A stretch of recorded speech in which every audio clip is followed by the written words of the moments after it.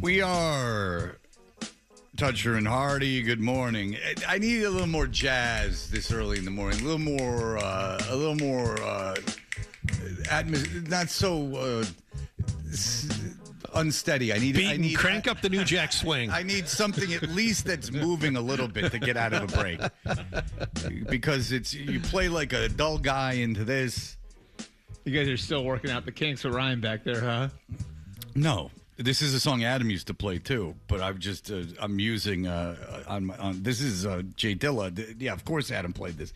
This is like off Donuts, which Adam has to like. He's contractually obligated. Bert Breer from the MMQB is here. Bert, people often ask you to. I see you do Rich Eisen. I see that you do Dan Patrick. People ask you to do their shows often, don't they? Yeah. Okay. Do you ever just go all pass?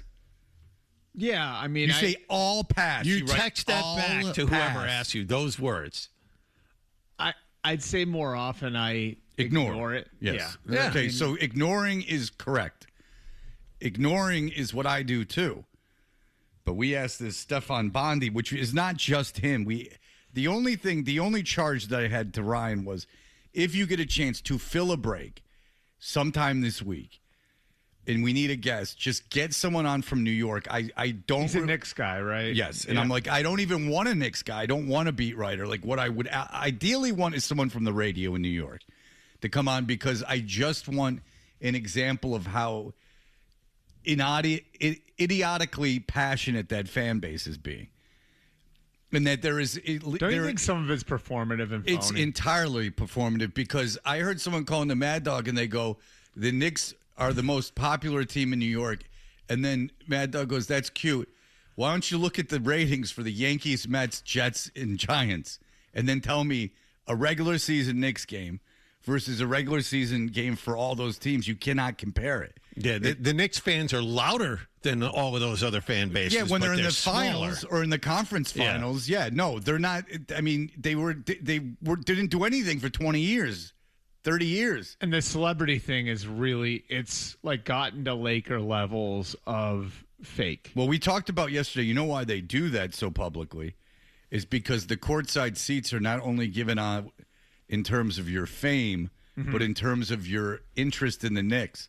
So how do they measure that? It's Twitter, like your engagement with the Knicks. So one could argue that Ben Stiller's fandom on Twitter is a direct result of trying to get the attention of the people that give out the courtside seats to Knicks games. That's interesting. So, like, that was in the New York Times, by the way. He's actually publicly campaigning for tickets. Yes. So, do you know what stuck out to me about the game the other night? Watching it was like you saw those pockets of Knicks fans in San Antonio. Yeah. I mean, shame on the people in that arena for letting that happen. Like you should not let that, like the way that those people were the Knicks fans were so over the top.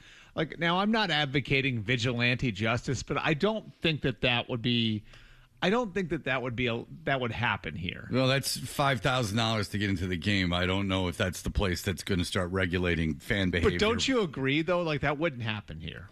Knicks fans come to Boston a lot. Yeah, but I mean, like, would you have that, like, yes, it happened. The behavior. It happened. It happened last year. I'm saying not I'm saying the actual behavior. It happened, and I'm telling you, last year it happened. After they won game 2, remember, Knicks in 4, right behind the basket. But it jumped out to me like how, like, during the game, not at the end, like when the we're putting a lot of qualifiers on. They're obnoxious. They were at TD Garden last year in the second round of the playoffs. Anyway, I understand what you're saying, but but this Stefan Bondy, real piece of crap, right? With this all pass nonsense. No, by the way, that was his text. Yeah. We asked like 20 all people. Pass? Yeah, he just goes, all pass. That's it. Period. That was it. No other text. It's such a dick thing. Can I see it? It's really bugging me. Yeah, Beaton's got it on his phone. But be careful. Beaton gets sore if you start texting the guy from his phone. So Fred takes, he goes, give me your phone. And so Beaton, like an idiot, post it. Hands Fred his phone, right? After the guy said, I'll pass, Ryan texted him back last night. Thanks anyway. Ryan said he felt bad. Ryan felt bad enough about it that he mentioned how it made him feel bad. Yes. So go ahead. But Ryan had already texted him back. Thank you anyway, and thank you for your response. Fred says, "Let me see it," and he grabs Ryan's phone this morning, and then adds right underneath that. Is it okay, or did you say thanks? No, I said thanks. You said thanks, Fonzie. Which, Yeah. Give Ryan credit. The Which second is he funny. gave Fred his phone, he understood his mistake and goes, "Don't do that." An hour ago, Hardy was on my side. It's funny how the presence of Bert has changed his opinion. no, on I just think I'm playing it up for Bert so that he'll get a Thanks, tickle out of it. Yeah.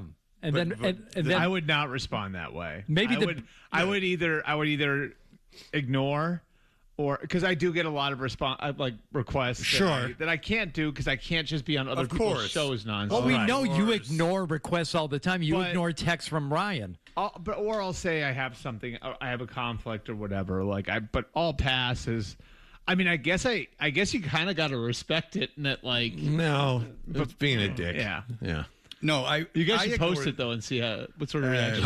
It's like passive aggressive, nonsense. But Just post it without any comment on it. it's just I ignore things too, and that's the way to go. True. You ignore or explain. Yeah. You don't say "I'll pass." Like, all right, dude, It you're is a a beat dick writer move. for a newspaper for a basketball team. Like, let's relax. Not that's This a is good. his moment in the sun, though, isn't it? And that's what bugs me yeah. is that it's like so his moment in the sun, and it's like, is it now? Like, huh? Okay, there, Charlie. Which again goes Fonzie. It's like, all right, Fonzie, you feeling pretty cool? You wrapping that jukebox with your wrist? Like, relax. The team you cover is in the finals. You didn't do got pass. a little pep in his step walking Yeah. in the arena A tonight. little unearned confidence there, pal. If he had said hard pass, that would actually be better because that would say, "Oh, I have a reason. You know, I don't like you guys Yes. or whatever for something." But oh, that's interesting. Hard pass, but just I'll pass. Yeah, hard pass. Well, hard pass was like you'd be wondering if you got that from somebody. Did I do something? Yes, Yes. That's what You we know? were saying. Is Yeah. at least there is that aspect of what did I do to elicit this response? Right. All pass is like you're beneath. Your show is now beneath. Exactly right. And It's exactly just, and right. It's just such an odd sentiment because then I went, "Who is it?" And he goes, "Stefan Bondy," and I'm like, "Pam Bondy's cousin?" I'm like, "I don't know who this is," which then gets my hairs up because if I don't know who it is, again, we are to this "you are not better than me" thing.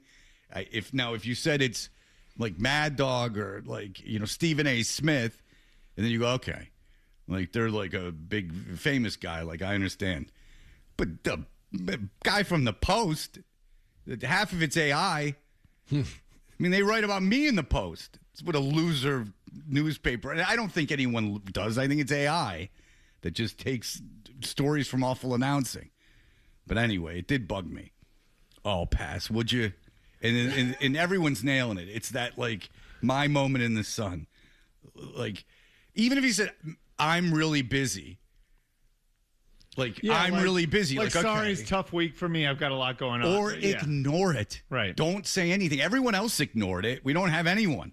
But everyone else ignored it. Or just say, "I can't." I can't is fine. I can't. It means you can't do it. All pass means you could do it and you're choosing not to. Correct. Boy, what a dick. It's almost like there's something wrong with him. Now it's getting to me. I'm on Isn't his it Twitter fascinating? Now. Yeah. Isn't that fascinating? Like, he has such lack of social graces. Well, it's fascinating that you continue to get more bothered You'd by almost it. hope that what you would hope like that would be the case, though, is just like that he lacks the social graces rather than there's just this unearned arrogance, right? Yeah. Yeah. Yes. An unearned arrogance also is like a flaw of your brain. Like, Yeah. it's still, I mean, that's what every comedic character from Michael Scott on is, that kind of unearned arrogance. I mean, it's one of the funnier human conditions. I mean, there's nothing more absurd and buffoonish than unearned arrogance. I Right. mean, it's a real problem. Now, it can be great for you and your friends observing, but unearned arrogance is That's how I think. That was my immediate thought. Like hearing the all pass thing when you guys first brought it up was unearned arrogance. Right.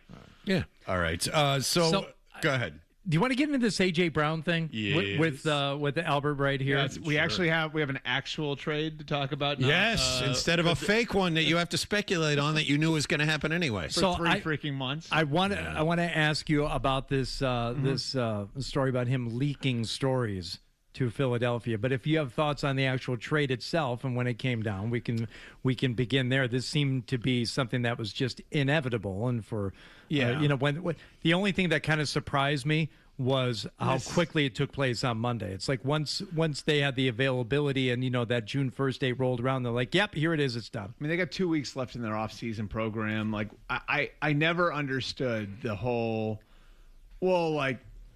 they need to make it look they weren't breaking any rules by talking about it beforehand. There was nothing that was stopping them. I mean, they by rule, the Eagles could have given AJ Brown permission to come up here and take a physical a month ago if they had wanted to.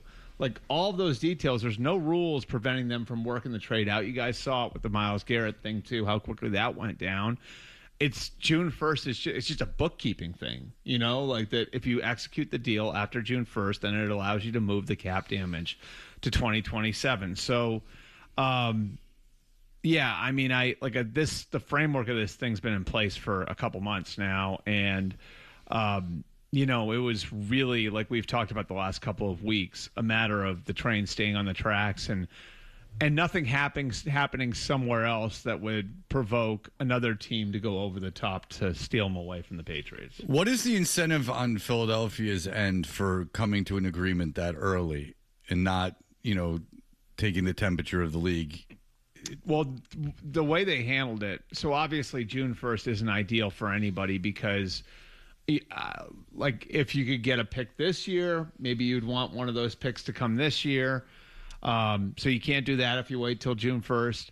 And it's a result, obviously, of your salary cap situation. But the Eagles were able to use it to their advantage just in that, again, something could happen somewhere else. We had an example of that with Rashee Rice. Someone could get hurt somewhere else. Someone could go into OTAs and not like the receiver situation as much once the guys get on the field. So there are a million things that can happen. The motivation for the Eagles and the Patriots to do a deal early and, to start working on this in March was for planning, okay. And if you can see it in the way they built their teams, like the Patriots had a very clear hole there for a number one receiver. Every piece that they have from a skill position standpoint is a complementary piece. Meanwhile, the Eagles, you have Devontae Smith, who you could argue was their number one last year. They trade up to get Mekhi Lemon in the first round of the draft. The Patriots, by the way, didn't draft a receiver at all. First round, seventh round, anywhere in between. They traded for Dontavian Wicks. They brought in Hollywood Brown on a 1-year contract. The Eagles almost don't have a place for AJ Brown anymore. So doing the deal early, Fred, the incentive on it is that it allows you to plan out everything else, which both teams did. Go ahead, John. Was there ever a time, other than the Rams, was there ever a time that Howie Roseman talked to another team about dealing AJ Brown? Yeah, I mean, he called. I mean, they talked to, again, the Bills, the Chiefs, the Chargers. Any of those conversations happened in the last 3 weeks leading up to this June 1st Not deadline? that I know of. Okay. I think this was still just let's see if somebody else comes along. And look, it worked for the Patriots too, because, if you don't have that deal pushed across, I mean, AJ Brown could have gotten hurt working out. You know what I mean? And that's the risk on the Eagles side. The risk on the Patriots side, of course, I'm waiting, is that somebody else comes along and there's a material change in a receiver situation, somebody comes in and steals them from you. That's the Patriots risk. The Eagles risk is A.J. Brown gets hurt working out in Texas, and now you can't trade him.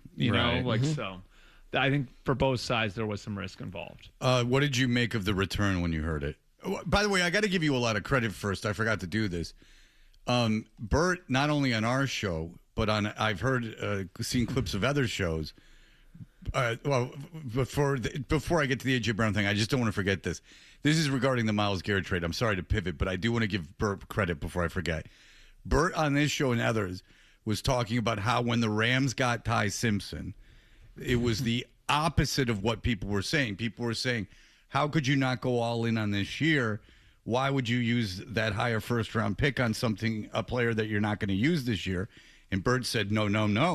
And he obviously had talked to people, which makes it better.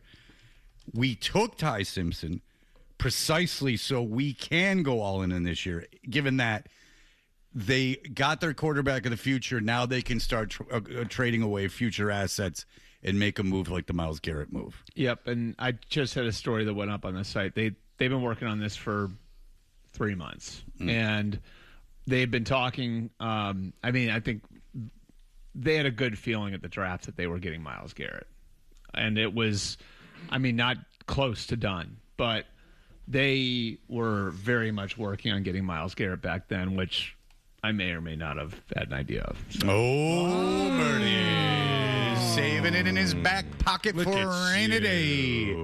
I thought about it because he did talk about that Ty Simpson thing, and he's speaking like he kind of knew something was up, and he was like, you got to be.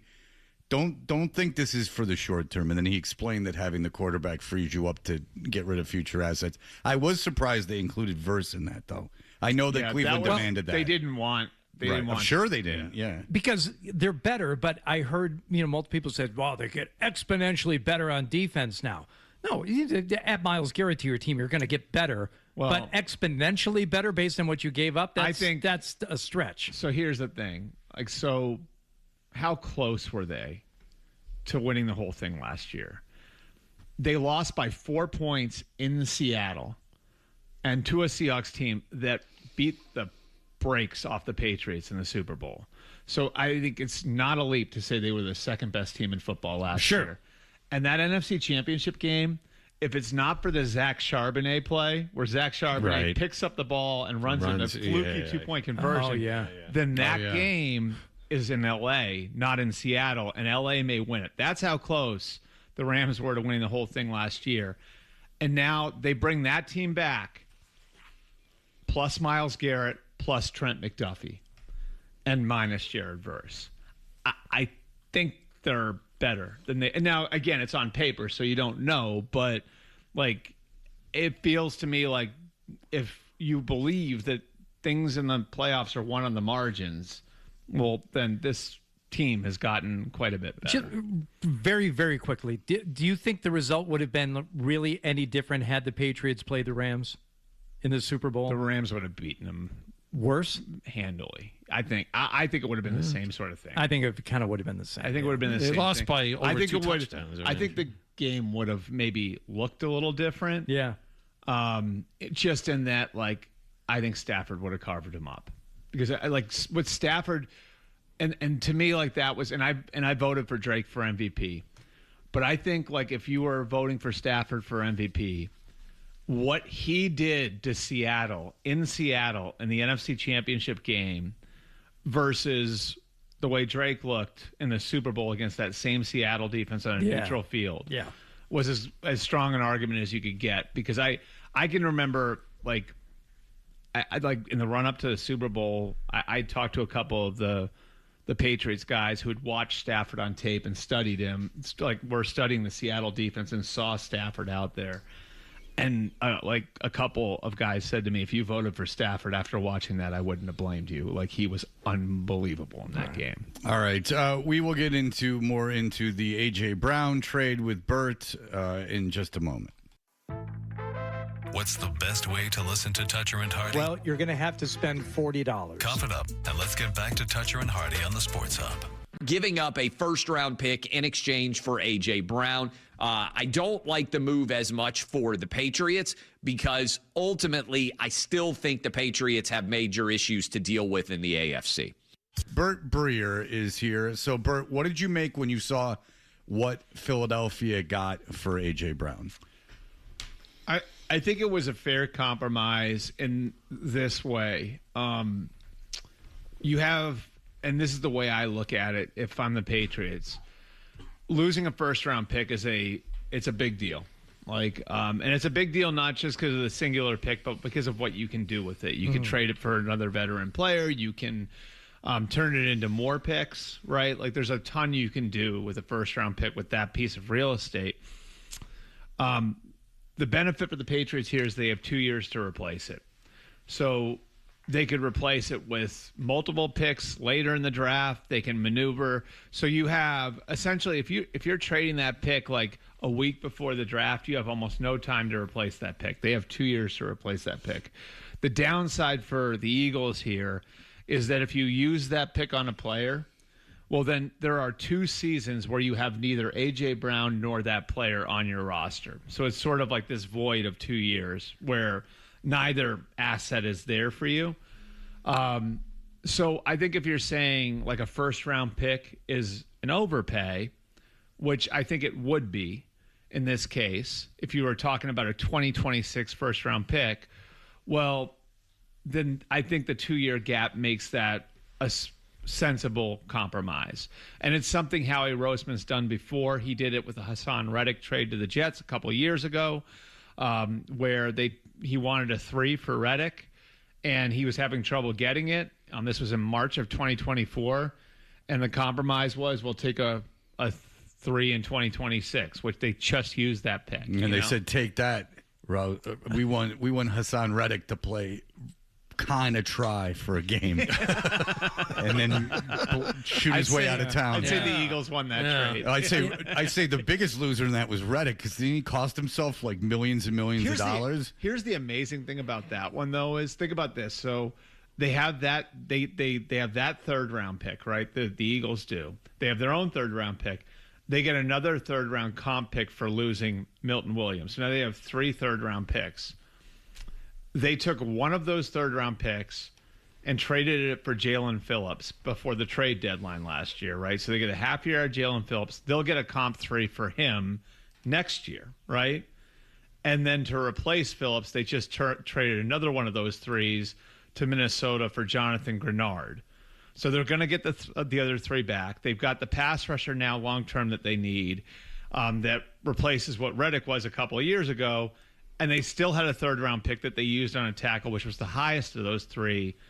They used it on a tackle from Miami. Okay, so you see Myles Garrett and A.J. Brown get traded, and people giving up future assets to get players. And this was not the way things were done. These first-round picks for a long time were more like kind of sacred. Yep. Is there a belief in the NFL? But then you see bad teams. They'll even hit on drafts and still suck and flip those players for picks again. And it's just this endless cycle.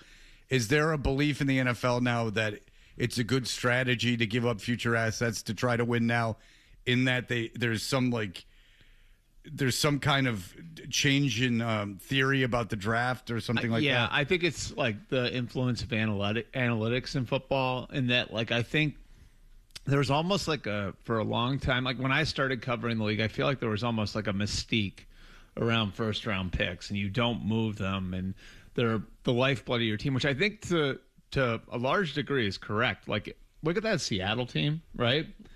And this is the strength of the Rams, but like the Seattle team, the foundation of that team: Charles Cross, first round pick; Devin Witherspoon, first round pick; Jackson Smith and Jigba, first round pick. It's all of these guys that they drafted. Byron Murphy, first round pick. Like all these guys they hit on in the first round, and a lot of those guys still being under cost control. So like it's still a really great way to build your team.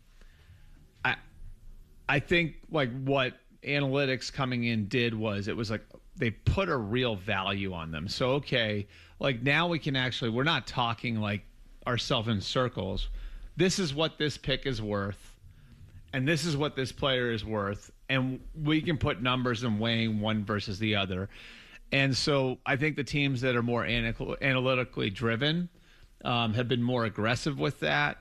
And I think that that's kind of taken the mystique away, and now you see more of it happening. And look, like I think it's the strength of the Rams, right, is that they have nailed so many second and third and fourth and fifth rounders. And to me, like that's the great organizational triumph.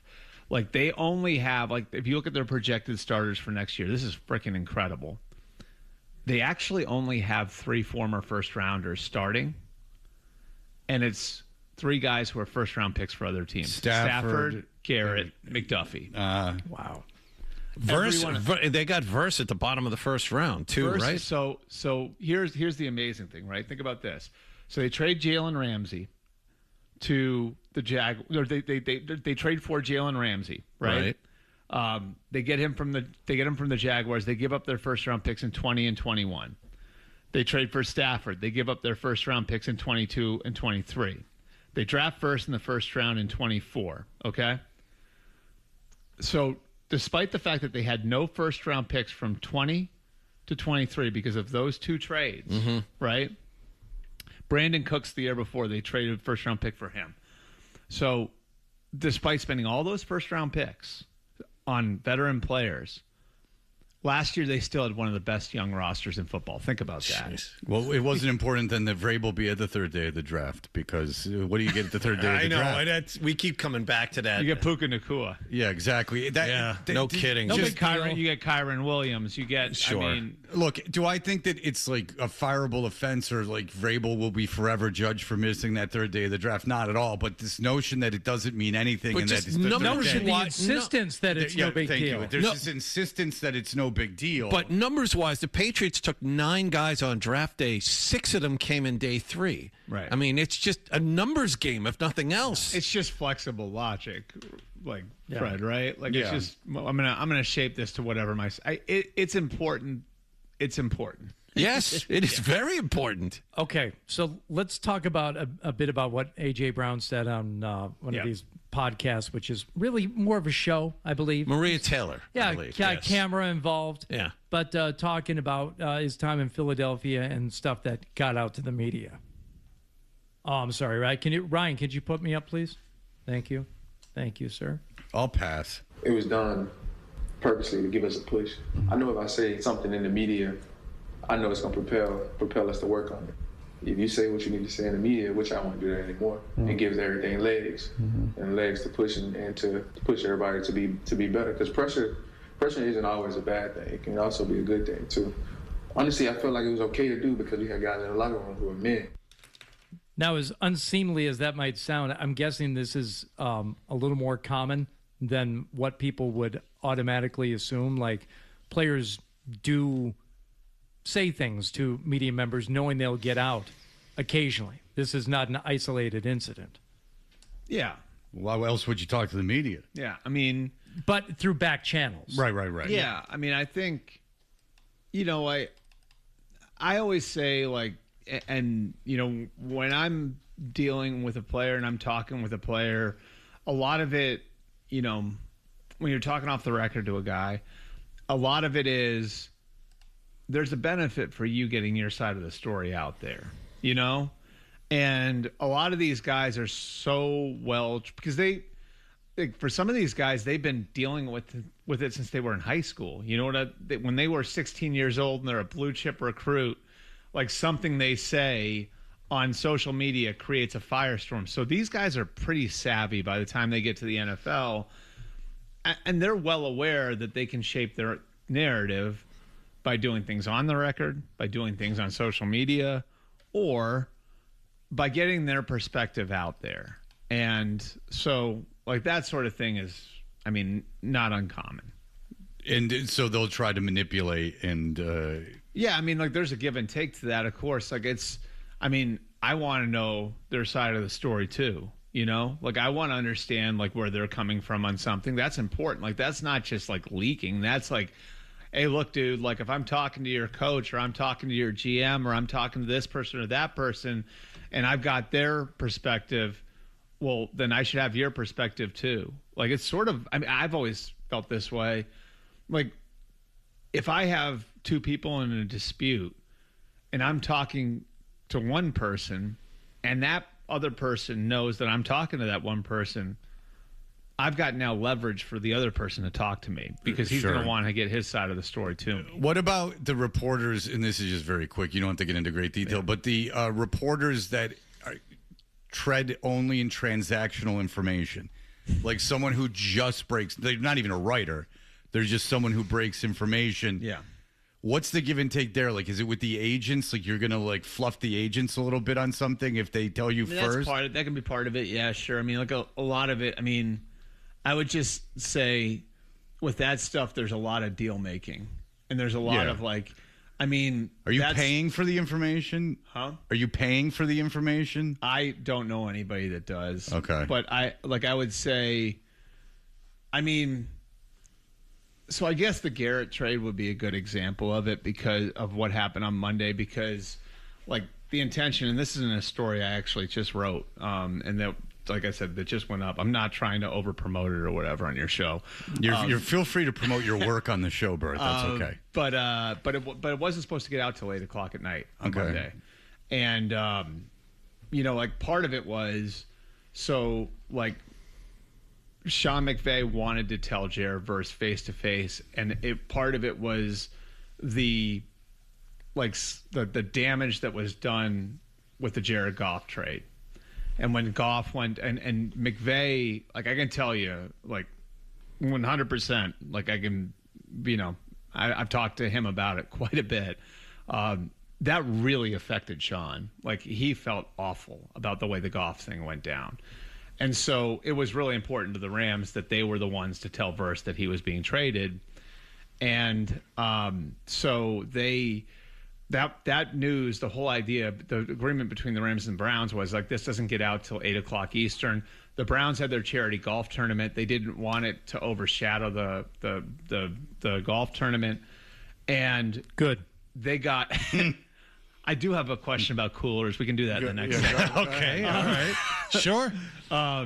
So that morning in LA, like the Rams had started to get like, like this is starting to percolate, and there's some people that know that maybe we didn't think would know, and all of that. And so, at 9:40, so they called the Browns at around 9:00 Pacific, and said, "This thing's getting out. We got to tell Jared." And so everything got pushed up, but there had been I think there was a certain amount of us that knew what was going to happen, and so everything got pushed up, and then they, their individual meetings, their position meetings broke at 9:45. McVay and Les Snead, the general manager, grabbed Verse, pulled him into the room, told him he was being traded. Verse asked, his only request was like, "Can I address my teammates in the team meeting at 10?" He goes into the team meeting and addresses them, and then it wound up breaking at 10:45 Pacific, I think, right around there. But like a lot of this stuff is embargoed and managed and all of that different stuff, and so there's a lot of deal making that goes on with that stuff, Fred. All right, well, it's certainly interesting. Be listening this morning at 7:55 for a chance to score a pair of tickets to see Bill Burr for the first ever comedy event at Centerville Bank Stadium, home of Rhode Island FC, on June 12th. Tickets are available at Ticketmaster.com, courtesy of Grand Rising Curations. We'll be back with more of Bert in just a moment. Toucher and Hardy, 98.5 The Sports Hub. Oh, Tom yeah, Cruise. yeah. With the younger Penn brother. Yeah, he just wanted to get out of that steel town. And pipe. Yep. And he said that, look at... Pipe Bulldogs. Rifleman quarterback, right? Yeah. He's like, I'm 5'4", $130. There's only one way out of this crazy steel town, and that's playing linebacker. Safety. Cornerback. Is he a corner or a He safety? was a corner. Okay. Play the ball, not the man. Well, in 82, I mean, Lord knows the importance of a cornerback. Yep. I named 3 cornerbacks from 1982. Not quite the position it is today. Raymond Claiborne. That's all I got for you. Wasn't Ronnie Lott a corner then? I don't know. He cut off his he's finger. a safety, No, he right? he became a safety, but Did I he? think he was a corner. Like if you're going back to 82, I think he would have been a corner in like 82. I don't know about I literally can't name any corners on the Jets, and maybe until the 90s. Ray Claiborne and Mike Haynes were the two big ones for the I mean, Patriots. the first one I think of with the Jets would have been in the 90s, Aaron Glenn. It's Aaron Glenn because he's a first-round pick. I can't. This is the team I root for, so I literally can't think of any from when I was like a little kid. You never thought about cornerbacks. Deion changed everything. Yes, of course, I think that's safe to say. That's all conversation. What's your issue with the coolers on the golf course, Bert? I just thought like that was I almost felt like a personal attack, Hardy. Like I've always thought it was fine. I mean, some clubs you have to sneak it onto the course. Sure. Well, okay, automatically you're doing something wrong. Yeah, but If you that's sneak it onto the golf course, then you're not supposed to be doing that's it. like jaywalking. Like, I mean, come on. You can't be that much of a narc. We're gonna. Yeah. Oh, yes, he can. He absolutely can be. When it comes to this, became a big topic of conversation on Felger and Maz yesterday too. So later we'll get into it. I don't want to confuse the two things. If you're bringing a cooler packed with ice for the beverages that you purchase to be placed in, of course, fine. And I don't know if even golf courses are going to have a problem with that. A lot of them have coolers on the carts now too. But the idea that it's just a day at the beach. It's just it's like going anywhere else. You just bring in all your own stuff, like to a bowling alley or a restaurant. They don't have the beer I like here. Forget that. So can I tell you what I do? They sell it here. Yeah, but it's cheaper if I bring it myself. Well, that's not how things work. I'm not a big golfer, but I can tell. Like, I hear you. And here's what I would say. I do generally is I will bring some onto the course. God, I'm going to sound like an alcoholic here. You're not going to shock anybody. I bring some out onto the course. This thing keeps twisting. Now it's your shaking. We're good. I'll bring some out into the course in the cooler, and then if there's a cart girl, I will buy a beer from her, even if I have some of my own. Yeah, just to see those cans. Is there? But would you say like that's like is that poor etiquette? Because I'm trying to support the golf course by buying not too much. From the. He's still buying things, however, is he not? I'm just making sure that I have it on me while I'm golfing. You're afraid they're going to run out of booze because you require 19 drinks to play 9 holes. Again, he's shaking. Yeah. Nate, go ahead. Yeah, I'm a greenskeeper on a golf course. Bringing a cooler on a course is a huge foul, mostly because we make most of our money in concessions, especially for a public course. And if it has a cart girl, you absolutely do not bring your own drinks out there because those girls depend on those tips. Just like it'd be like bringing a drink to a bar. You're not allowed to do that either. Nate, you're a greenskeeper? I am, sir. What are you doing later next Sunday? week? What are you doing for 37 minutes next week around 11 a.m.? Can you record a segment for the Sports Hub Golf Club? Hey, Hardy, I've been trying to get in touch with you to do something at my club for a year and a half now. You never read your freaking email. How about that? Well, what course? West Bridgewater Country Club. We talked about this, I think, last spring. And I have talked to you. We were able to get it. Yeah. Yeah, well, we first touched base, but then the follow-up really never happened. Okay. Nate, I'm going to No, put you on hold. Take Nate and get all his information. Wall dicked him for a year and a half. Look at you. I already responded to him. Don't worry about that. Yes. By the way, Ed, no, you. So you're shushed. go ahead. You So shushed your show. the superintendent segment encore presentation this weekend on the Sports Hub Encore Golf Club. presentation. Right, Beaton? Stay tuned for more Toucher and Hardy on the Sports Hub.